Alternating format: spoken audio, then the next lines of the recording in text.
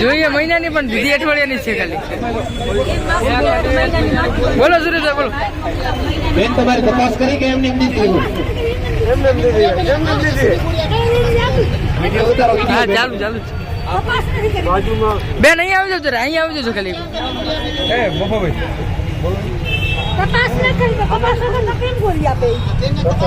વગર તપાસ કરે ગોળી આપે છે. સમજો આપણા રાપરની ખરેખર હોસ્પિટલની પરિસ્થિતિ આ તમે બધા જાણો. આ બેન અત્યારે આપણી સામે દેખીતો દાખલો છે કે આપણી સામે આયા અને કહે છે કે મેં 1 મહિનાની ગોળીઓ માંગી પણ માત્ર ખાલી અઠવાડિયાની ગોળીઓ દીધી.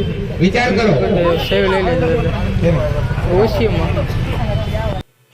નમસ્કાર દર્શક મિત્રો, હું છું સુરજ લોહાર અને આપ જોઈ રહ્યા છો IHRC 24/7 ન્યૂઝ. દર્શક મિત્રો, આજે રાપર સહયોગ આરોગ્ય કેન્દ્ર એટલે કે CHC ખાતે જે છે એક ધરણા પ્રદર્શન કાર્યક્રમ કરવામાં આવ્યો હતો. એ કાર્યક્રમ શાના માટે કરવામાં આવ્યો હતો અને એનો હેતુ શું હતો એ આપણે હાલમાં જાણીશું. આપણી સાથે ઉપસ્થિત છે કોંગ્રેસ રાપરના શહેર કોંગ્રેસ પ્રમુખ છે અશોકભાઈ. શું કહેશો અશોકભાઈ, આજે જે છે આ કાર્યક્રમ શેના માટે કરવામાં આવ્યો હતો?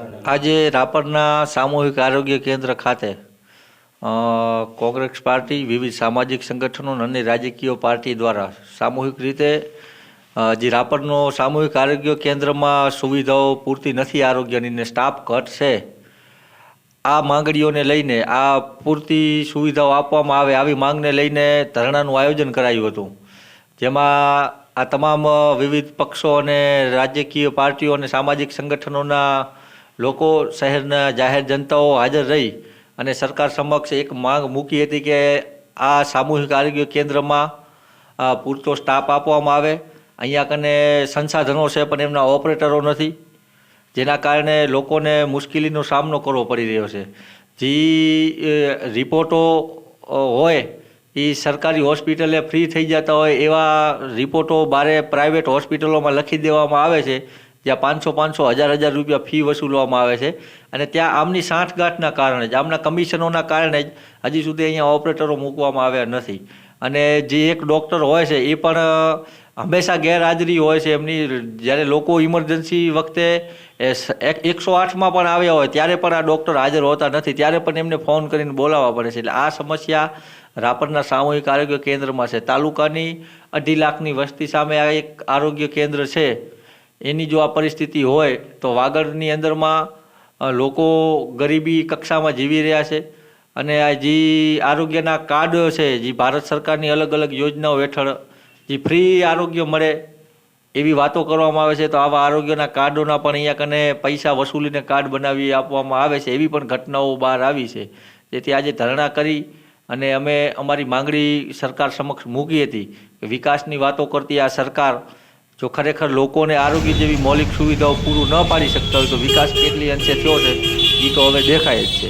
આજે ધરણામાં જવાબદાર વહીવટી તંત્ર દ્વારા એવું આશ્વાસન આપવામાં આવ્યું કે તમારી માંગણી તાત્કાલિક અસરથી ઉચ્ચ કક્ષાએ આની રજૂઆત કરી અને વહેલી તકે આ સમસ્યાઓ છે એને સમાધાન કરવામાં આવશે.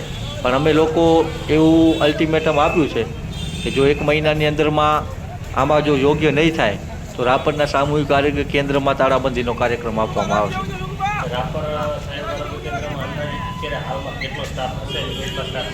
સ્ટાફ સમજી લો કે સામૂહિક આરોગ્ય કેન્દ્રમાં 70થી 75% સ્ટાફની ઘટ હોય એવું સ્પષ્ટપણે વર્તાઈ રહ્યું છે. અને સરકારી આંકડા મુજબ પણ આટલા સ્ટાફની ઘટ છે. અને આ ઘટ વર્ષોથી છે, એવું છે નહીં કે પહેલાં સ્ટાફ પૂરતા પ્રમાણમાં હતો ને અત્યારે નથી. આ જે સમસ્યા છે એ વર્ષોથી, દાયકાઓથી કહી શકીએ આ સમસ્યાઓ છે. કારણ કે અહીંયા માત્ર ને માત્ર ખાલી ગોળીઓ આપવામાં આવે છે, એનાથી સિવાય કાંઈ કામ નથી થતું. જે પ્રસ્તુતિ મહિલાઓ કે માતા હોય એમને પણ ઘણી બધી અહીંયા તકલીફ છે. સામાન્ય નોર્મલ ડિલિવરી થઈ જાય એમ હોય તો એમને સીધા રિફર કરી દેવામાં આવે છે. જેમ મેં કીધું કે આ તાલુકો પછાત તાલુકો છે, અહીંયાના લોકો અને આરોગ્ય પૂરું પાડવું એ સરકારની ફરજ છે. ફ્રીમાં આરોગ્ય પૂરું પાડવું એ મૌલિક લોકોનો અધિકાર છે. પણ મેં કીધું કે પ્રસ્તુતિ માતાઓ બહેનો જો હોય અને એમને સામાન્ય નોર્મલ ડિલિવરી થઈ જતી એમને રિફર કરવામાં આવે અને 25-30 હજારના ખર્ચા ઉપાડવા પડતા હોય તો સરકાર આરોગ્યને બાબતે તો આ રાપરથી ઓરમાયું વર્તન કરતું હોય એવું સ્પષ્ટપણે દેખાય છે. આમ તો આરોગ્ય ક્ષેત્રે હમણાં આપણે ટીવીઓમાં ને બધે જોઈએ છીએ, પેપરોમાં કે ઘણું મોટું કૌભાંડ હાલી રહ્યું છે. માણસોની જિંદગી સાથે પણ ચેડા થઈ રહ્યા છે. આવા ઘણા બધા તે સરકારશ્રીને પણ ખબર છે, પણ છતાં આપણે રાપર તાલુકામાં જો વાત કરીએ તો રાપર તાલુકામાં હું એમ કહું છું કે પહેલાં આજથી કરીને 25-30 વર્ષ પહેલાં હું માણાબા ગામનો વતની છું, માજી સરપંચ છું રમજુભાઈ. 25-30 વર્ષ પહેલાં દર અઠવાડિયે MBBS ડૉક્ટરની દરેક ગામોમાં અઠવાડિયે વિઝિટ કરતા અને ત્યાં સ્થાનિકે દર્દીઓ સારવાર લેતા.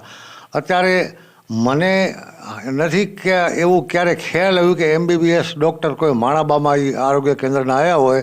હજી સુધી કોઈ આવતું નથી અને કાંઈ કોઈ સંભાળ લેતું નથી. માટે આવી વ્યવસ્થા થાય, દર અઠવાડિયે દરેક ગામમાં MBBS ડૉક્ટર જે તે પ્રાથમિક આરોગ્ય કેન્દ્રનો જે તે ગામ આવતા હોય એમાં વિઝિટ લેતા હોય તો સ્થાનિકે ગરીબ માણસોને સારી સુવિધા અને સવલત મળી રહે અને ઘણું બધી રાહત રહે. એટલે માટે આ બધું આરોગ્ય ક્ષેત્ર તો આખી તંત્રને, સરકારી તંત્રને, સરકારને બધી ખબર જ છે. માટે આમાં ઝીણવટભરી તપાસ કરી અને દર્દીઓ અને ગરીબ માણસોને લાભ થાય એવું વિચારી અને પ્રજા પ્રત્યે ધ્યાન આપે એવી અમે નમ્ર અપીલ કરીએ છીએ.